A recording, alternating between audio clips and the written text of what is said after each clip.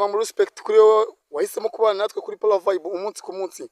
Nyitaro tikwa n'ingoga, nyitaro shenguza iminega, nyitaro wabaza babisha icyo gihe mu mwanya wa muhungu wanyu Green Sea amajyepfo amajyaruguru ibasazo nawe rengera turabasuza kandi turakunda bya hatari. Nongeye nabagora muhungu wanyu Metallic wagwan man wagwan umeze neza se ameze fresh kabisa. It's been a long time Ewana fo ndabona mu mwaka sha utanye n'akanyamuneza umeze neza. Mwaka ndumva nabi nawe utangiye numva nabi kabisa nk'umusaza tu. Hari ibyo ngiye kukwitira mu mavi. Maze igihe nkubona wikaraga kuri Metallic TV. Nushona se ntago mbona nyine mba ndi kwita. Mbonje rero ntago ntinda ndakubita mbangura. Ngiye bitewe no kuntu mbwa ngiye Paul ngiye kubita kamubaka ibintu ngiye kuba n'isireri. Ngiye numvaga muri cya gitaramo cy'abagabo rwose ndi bukone wiyesura. Byagenze bite ko nzi ko ka invitation ugafite. Oya hari narazamutse hubwo. Nyizamuka hari yasivyo. Ugoterwa he? Ngeze mu mujyi wa Kayonza Kayonza naragoswe kazabiranga igitama nagiyemo cyabari abasani kandi bari bamaze kushyira stage avuga ati stage igomba kwibanza ukayitwika tu kubiranga ngeze Kayonza mona n'abasani man birangiye nyine ngiye kwitama icumu mwagote muri exotico ufo cyane kabisa. Andi makuru yari meza kabisa.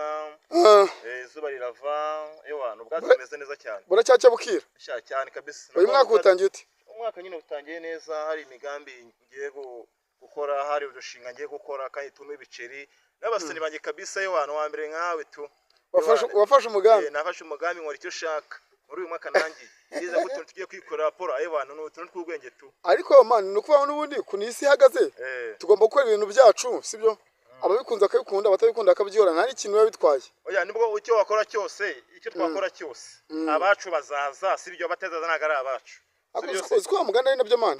Ubundi bajya banga icyawe ntaho kijya bisona ko nabawe ntaho bajya nubwo nagira umufana umwe ewana utabandishana ba ewana uzakomeza umeze show ako nundi babivuze neza ngo buriya ngo uwawe niyo yaba ari umwe uwo nabwiye ibyanjye uramushimisha. Neza bitari yola hanyuma ibintu bijyanye n'umurimo wawe wa dance barimo kukwitabira cyangwa biracyagorana? Sha bro mu gihe gishiye kuri Noheli bari banumiye muri show Nyagatare aho bita muri gatanu ariko tu man ibintu kuri Nyagatare birarenze bro. Kuri nani wakwite ewana kwite Nyagatare nduri ravuga abafana baraje kabisa ewana ababyeyi baramaye abangaye barangabiye ubunegere ndashaka yo gukura ubwatsi. Uziko byaye nawe biri serema Nyagatare bari sere cyane bafite akapo banjye banyemera nanjye nemera cyane no mpamvu tugomba kujya dutegura akantu kagasho tukagana Nyagatare kuri abasani bacu tu. Hari abafana benshi cyane tu kandi badukunda. Amakuru mfite nuko no muri zone turimo kubarizwamo nabo bagiye gukomora bagiye koroshya umweko tugakora ball zacu nkuko byahoze kabisa. Bakora badukoreye batwa mesodogene tukajya tubashaga yabana ko kubita imirongo yacu dufite byinshi byo kuvuga dufite agahenda keshi ku muri uyu musiki urumva kubabwira man bro reko ibintu bimeze nta nubwo agahenda kakiri ngombwa. Abatwumvishe yego abatatwumvishe bazabyure nta ribi. Dukeneye gukora ibyacu dukeneye gukora ibyacu. Mesodogene nari naganiriye n'umuntu umwe mu bashinzwe ibikorwa remezo mu karere yego ambwira ko rwose nta gihindutse ugomba kubikurikirana uyu mwaka Mesodogene igomba kuboneka. Amakuru afite uyu mwaka turahanyurana umucyo 2026 kabisa. Inzu y'urubyiruko y'imyidagaduro iraboneka tu kabaye rero kabaye ubuvanganzo bwa ko n'ubugiye kuba urumva agatinze kazaza n'amenyo ruguru biratinda ko bikaza kabisa. Ugiye ku umunyabuganza n'ubu abanyabuganza ugiye ko ewana abaganza ndabafata abaganza urabafite wanjye. Hanyuma se yego ndakumva cyane abatipe benshi mu ntangiriro z'umwaka urabizi neza ko bari muri mu connective yo gukora ama video cyane nta biraka bimukoboneka byo kuboneka mu ma video ko gufixinga cyangwa ibihari no gukomeza ukagenda ukabakubitira nyine tu bisanzwe. Ndi kugo n'abasani banje ngasanga abasani banje bamwese kuri abafanga barangure barayamase betse ukubita kagati wapi na amafaranga najyo ho gututu bivuze ngo projet zirimo kubanyesha ziri kubanya ho gututu tuba aho tugera tubasakira tutaramo twejya no hine nyine tutanga ubuce buke nacyo n'amashuti y'amavideo muri iyi misango turi gukora kuramba n'ukuramuka iyo wonye ducya bugacya bukira ntacyo bitwaye. Wamenye ko Ivan Imana asohoye indirimbo?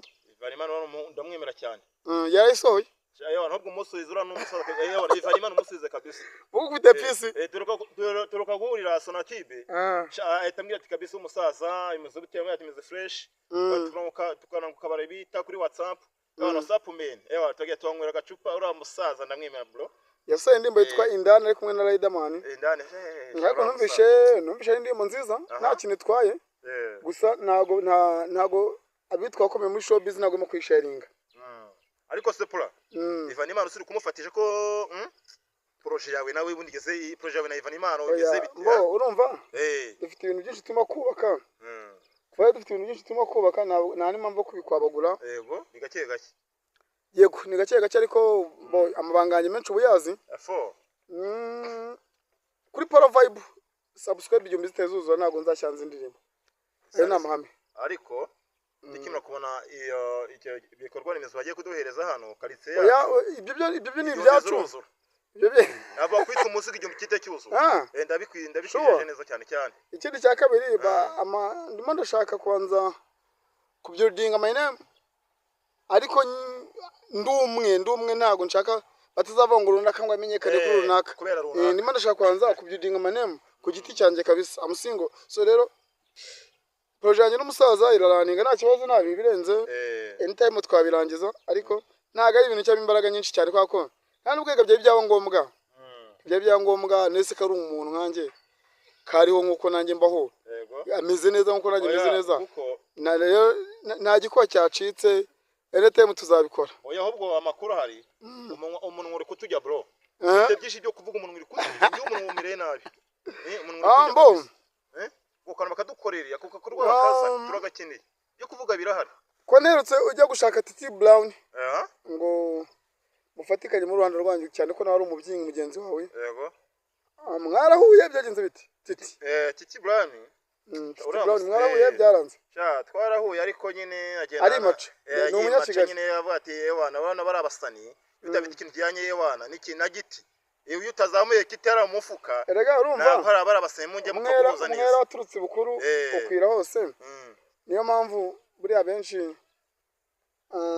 bakunda ubahongera cyane nabo baba baramenyekanye bahonze mbese tugeze tukora umunwa ubu turacyakeneye oya mbo iby'Imana birizana niko ngiye mbyemera abakeneye amafaranga yanjye bo abayari barariye abatarafashwe n'ibihangane ntago bazongera kuyabona ariko pora uri umuntu wo gutumirwa n'umusani sibyo akavuga ati kugira ngo nkushyire muri video yanjye kugira ngo ngukoreshe ikiganiro ngo nuko uzabanza ukazamura giti ubwo bwo cyabo hari ubwo ufite oya ngiye byararangiye erega akwimocoro ahazamuka ukamukubitira inzega hamanuka rero urumva iyi si rero bari abasani bakore natwe dukore iyi si kuniteye sibyo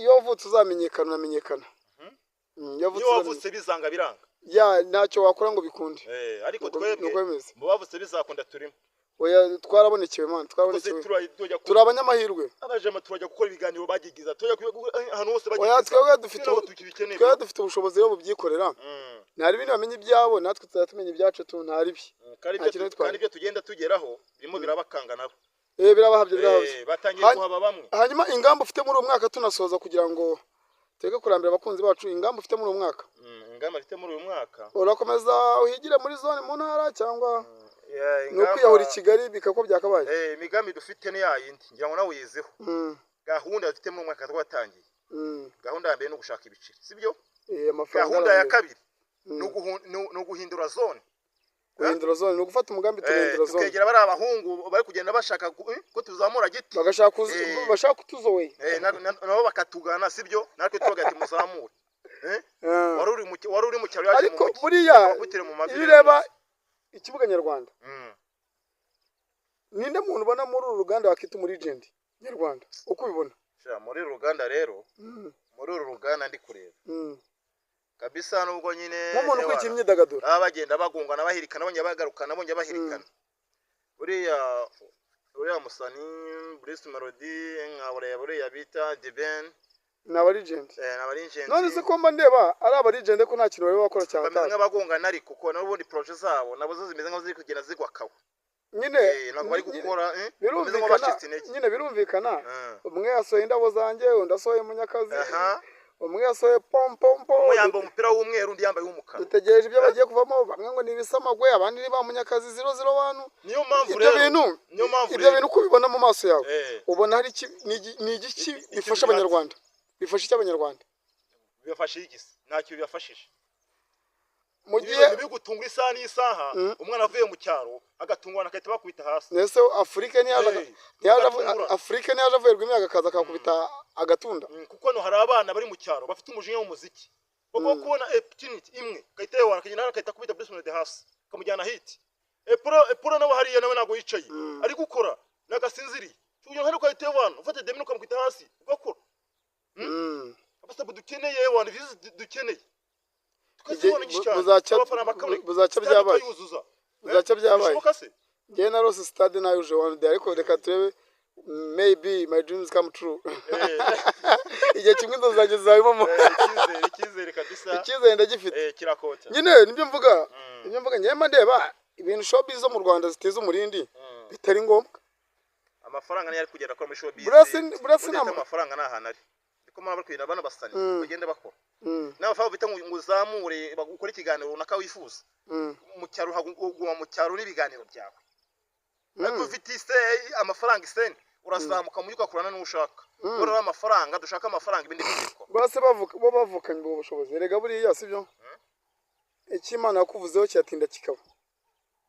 Mbese buriya gisupusupu agiye kuri Spotlight afite amafaranga. Ariko sha uzi kugira ngo niko kugira ngo buri umuntu ufite impano sibyo ufite impano ubona umuja mutafite ikinazi urusha ikinyarwanda gishoboka, urusha imizi gishoboka, urusha buri kimwe uko nariye hit man bro.